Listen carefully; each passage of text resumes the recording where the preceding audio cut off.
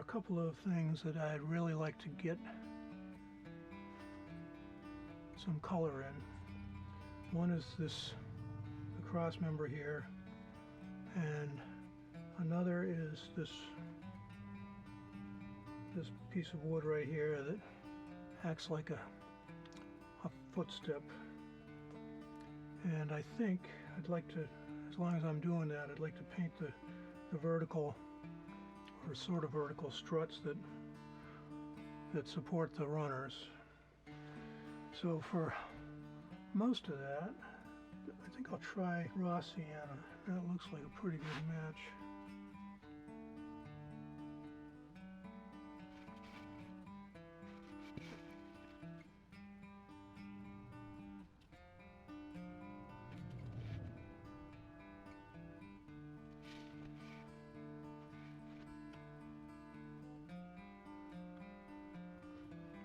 There's a timber that joins this right here and runs under the back of the sleigh.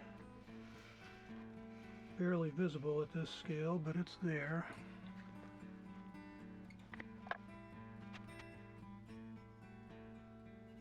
So I'm still using the number 1 round. I am using it like a rigger. You may notice that I use the technique that I'm using right now quite a lot for straight, relatively narrow lines, or even not so narrow. I'm holding my brush between my index finger and my middle finger. Holding it like this, it becomes an extension, and I've also got it between my thumb and the. Let me zoom out a little bit here.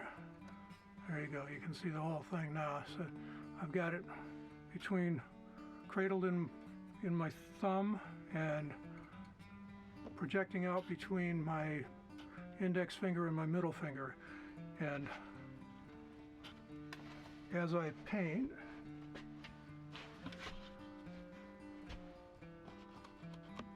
I'll grab a darker color so you can see what I'm doing here. As I paint, I'm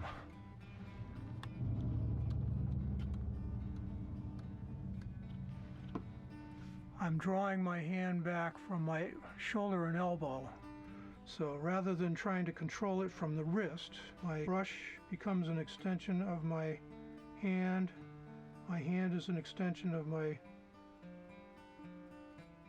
forearm, and I'm drawing it back by pulling back on my elbow, all of which gives me a lot more control. I also have a palette knife that I have modified, which I can use just like a pen, and I use that with exactly the same technique. And I may do a video just on that technique, because it's kind of it's a useful technique to know about, and it's a little beyond the scope of what we're talking about here. One drawback with using this technique is that it obscures where I'm going. I can see where I'm coming from, where I'm pulling the line from, but I can't see my destination well at all. So it's good to be a little conservative, pull up a little short, and it's usually a good idea to finish these brush strokes with the tip of your brush anyway. So the fact that I have to turn the paper around to finish the stroke, because I can't see where I'm headed, is really not that big a deal, because it also helps me to paint a more accurate shape. It's all, you have a lot more control with the tip of your brush than you do with the heel of your brush. All right, those are the near side struts. Now I'll paint the far side struts.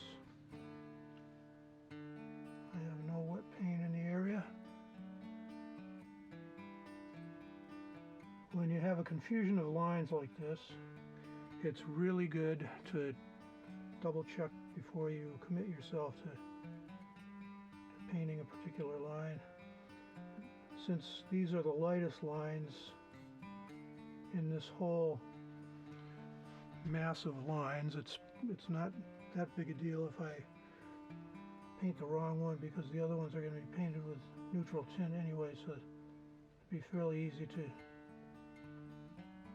cover up any mistakes that I made, but it's always a good idea to try to get it right anyway.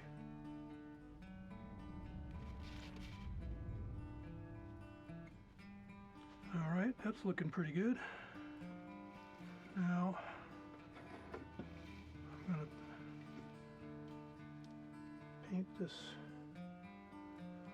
cross member.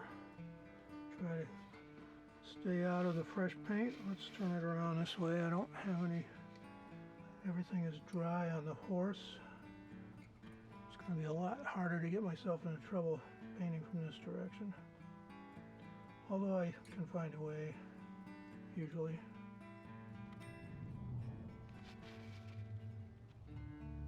Oh yeah.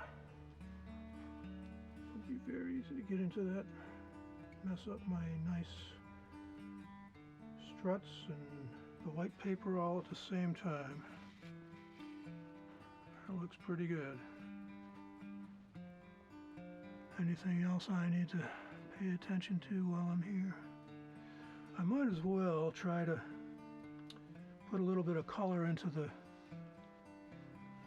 what I've saved for pinstriping. It's all gold, and I think my yellow ochre is probably a good place to start with that.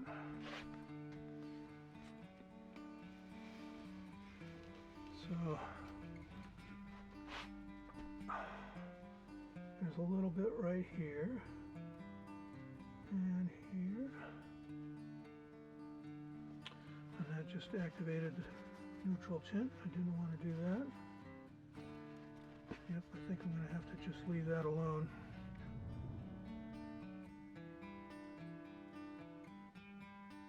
Yellow ochre is quite opaque, so you kind of need to keep it where it belongs, because if you paint it over something else, like I just did on the dark passage of this, number one, it also activated the dark paint, and number two, it kind of obscures it.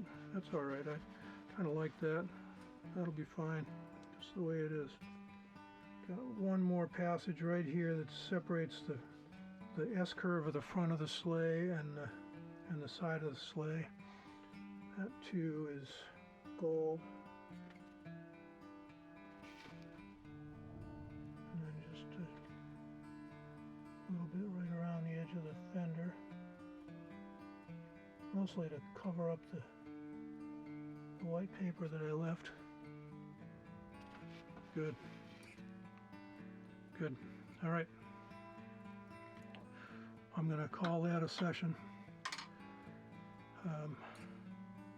Actually, no, I'm not. I'm gonna do one more thing. I'm gonna put some raw sienna in the faces of the driver and the passenger.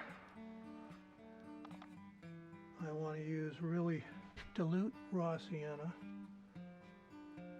It's probably going to be a little strong. Yeah, it's not too bad. A little bit. Not terrible. Both of these have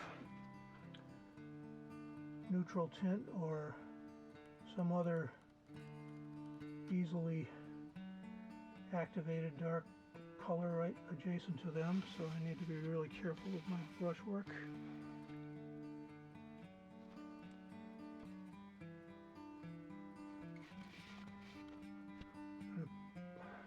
put a little bit of, what do I want? I want to give them a little bit of a blush on the shadow side. I'll try a little bit of burnt sienna. There's too much water in there. Okay, so now I'm going to call this a session. So I dropped a little bit of burnt sienna in on the shadow side of both faces, and I'm going to let this dry and come back to it to remove the masking fluid and continue to develop the details, the wood line. It's coming together nicely. If you're enjoying this, please like my videos and my channel, and please share the videos with people that you think might be interested, and please subscribe to my channel. I'll talk to you next time. Thanks very much. Bye.